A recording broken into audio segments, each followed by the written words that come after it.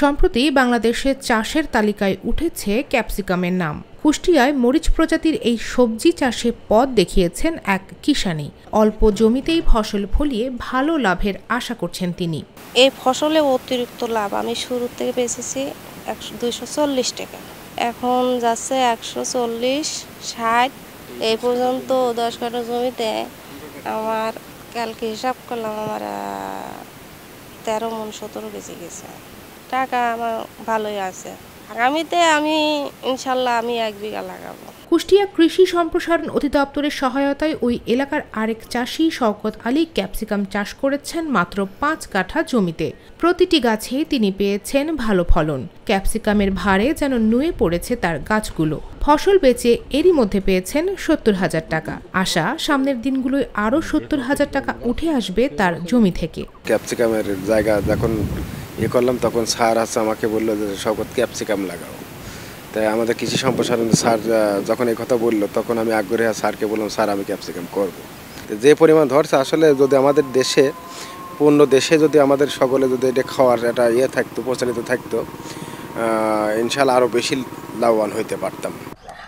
নাসিমা আর শওকতের সফলতায় স্থানীয় কৃষকদের অনেকেই আগ্রহ দেখাচ্ছেন ক্যাপসিকাম চাষে। যেভাবে হয়েছে বাজার রেটও ভালো, 200 বেচে, এখন 100, 150। ফলন হলে একটা গাছে 15টা 10টা ধরে, দেখি নিজেরই তো আগামীতে 10-5 কাঠা আমও কর। অনেক লাভজনক, কীটনাশকও কম লাগে, ধরে ভালো, বাজারের দামও ভালো, প্রচুর ধরে।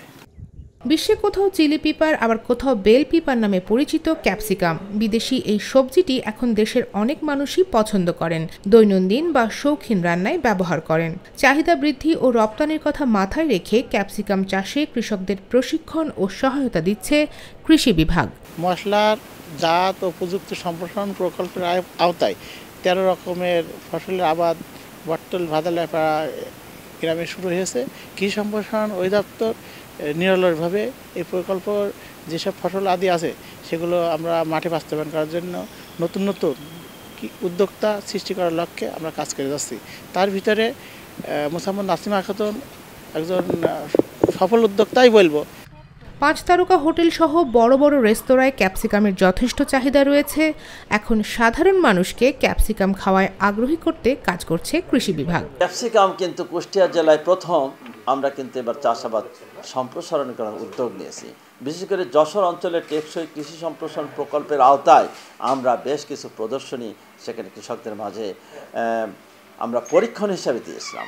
তারপরও দেখা যাচ্ছে কৃষকরা এই বিষয়ে এই প্রদর্শনী দেওয়ার ফলে তাদের আগ্রহ বেড়েছে এবং তাদের দক্ষতা তৈরি হয়েছে এই ক্যাপসিকাম উৎপাদনে।